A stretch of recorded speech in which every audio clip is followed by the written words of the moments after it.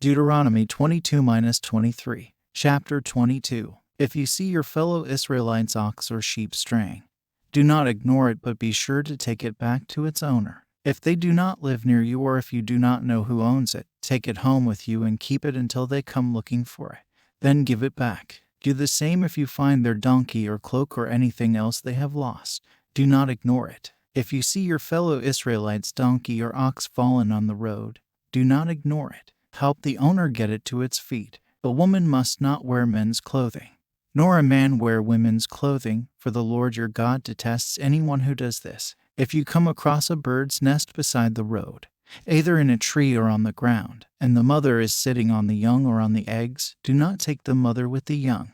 You may take the young, but be sure to let the mother go, so that it may go well with you and you may have a long life. When you build a new house, make a parapet around your roof so that you may not bring the guilt of bloodshed on your house if someone falls from the roof. Do not plant two kinds of seed in your vineyard. If you do, not only the crops you plant but also the fruit of the vineyard will be defiled. Do not plow with an ox and a donkey yoked together. Do not wear clothes of wool and linen woven together. Make tassels on the four corners of the cloak you wear. If a man takes a wife and, after sleeping with her, dislikes her and slanders her and gives her a bad name, saying, I married this woman, but when I approached her, I did not find proof of her virginity, then the young woman's father and mother shall bring to the town elders at the gate proof that she was a virgin. Her father will say to the elders, I gave my daughter in marriage to this man, but he dislikes her. Now he has slandered her and said, I did not find your daughter to be a virgin.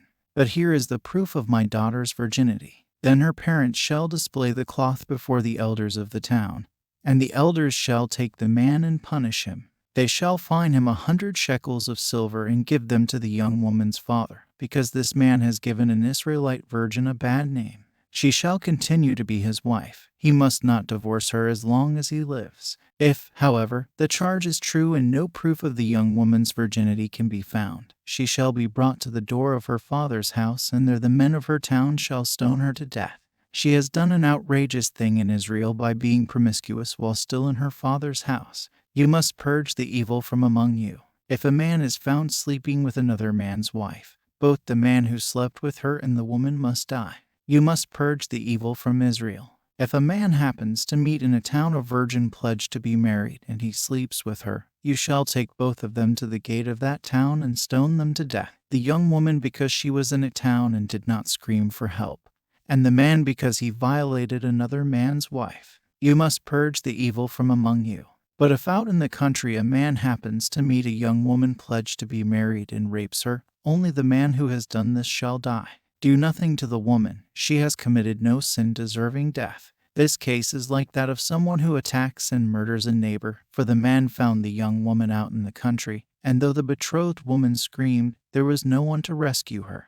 If a man happens to meet a virgin who is not pledged to be married and rapes her and they are discovered, he shall pay her father 50 shekels of silver. He must marry the young woman, for he has violated her. He can never divorce her as long as he lives. A man is not to marry his father's wife. He must not dishonor his father's bed. Chapter 23. No one who has been emasculated by crushing or cutting may enter the assembly of the Lord. No one born of a forbidden marriage nor any of their descendants may enter the assembly of the Lord, not even in the 10th generation. No Ammonite or Moabite or any of their descendants may enter the assembly of the Lord, not even in the 10th generation. For they did not come to meet you with bread and water on your way when you came out of Egypt. And they hired Balaam son of Beor from Pethor in Aram Naharaim to pronounce a curse on you. However, the Lord your God would not listen to Balaam but turned the curse into a blessing for you, because the Lord your God loves you. Do not seek a treaty of friendship with them as long as you live. Do not despise an Edomite, for the Edomites are related to you. Do not despise an Egyptian, because you resided as foreigners in their country. The 3rd generation of children born to them may enter the assembly of the Lord. When you are encamped against your enemies, keep away from everything impure. If one of your men is unclean because of a nocturnal emission, he is to go outside the camp and stay there. But as evening approaches, he is to wash himself, and at sunset he may return to the camp. Designate a place outside the camp where you can go to relieve yourself. As part of your equipment, have something to dig with, and when you relieve yourself, dig a hole and cover up your excrement. For the Lord your God moves about in your camp to protect you and to deliver your enemies to you. Your camp must be holy, so that he will not see among you anything indecent and turn away from you.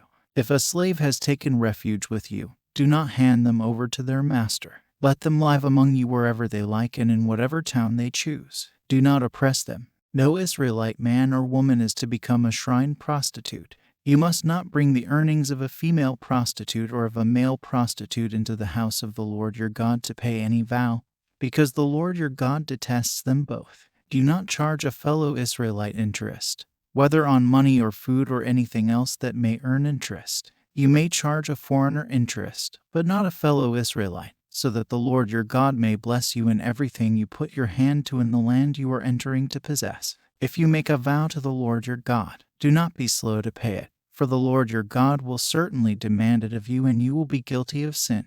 But if you refrain from making a vow, you will not be guilty. Whatever your lips utter you must be sure to do, because you made your vow freely to the Lord your God with your own mouth. If you enter your neighbor's vineyard, you may eat all the grapes you want, but do not put any in your basket. If you enter your neighbor's grain field, you may pick kernels with your hands, but you must not put a sickle to their standing grain.